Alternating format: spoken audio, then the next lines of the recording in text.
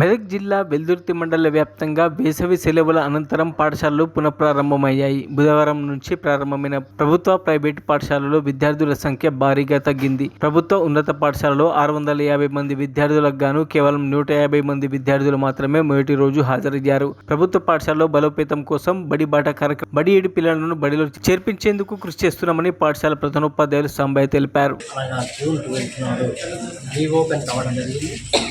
Reopen కంటే ముందు ఈ నెలలో 6వ తారీఖు నుండి ఏదైతే మనకు ప్రభుత్వం ప్రతిష్టాత్మకంగా తీసుకుందో ఆ తీసుకున్నటువంటి బడిబాట కార్యక్రమంలో ఈ నెల 6వ తారీఖు నుంచి మేము ప్రారంభోత్సవం చేసుకొని డైలీగా మా పాఠశాలకు విద్యార్థులు రావాలి.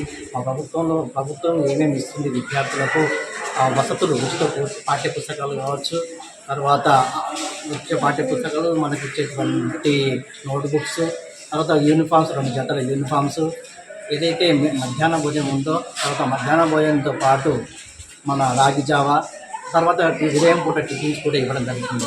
ఇవన్నీ చెప్పుకుంటూ మొన్న 6వ తారీఖు నుంచి బడిబాట కార్యక్రమం ప్రారంభించుకుంటూ నిన్నటి వరకు ఆ మోటివేషన్ చేయడం జరిగింది.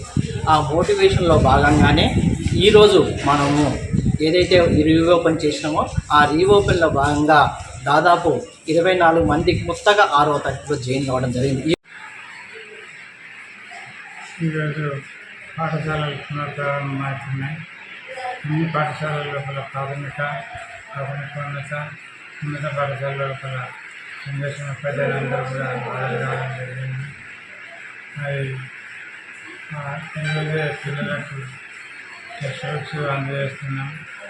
మళ్ళీ పాఠశాల లోపల కొన్ని అసౌకర్యాలు ఏమి కొన్ని అసౌకర్యాలు ఉండే వాటన్నింటినీ కూడా విడుదల చేస్తూ సెలవుల లోపల మా ఆదర్శ పాఠశాలల కమిటీల ఆధ్వర్యం లోపల కొన్ని పాఠశాలల్లో వసతులు కల్పించడం జరిగింది. అది కూడా 10 పాఠశాలల లోపల వర్క్స్ అయితే నైవేద్యం సిద్ధంగా ఉంది. అంటే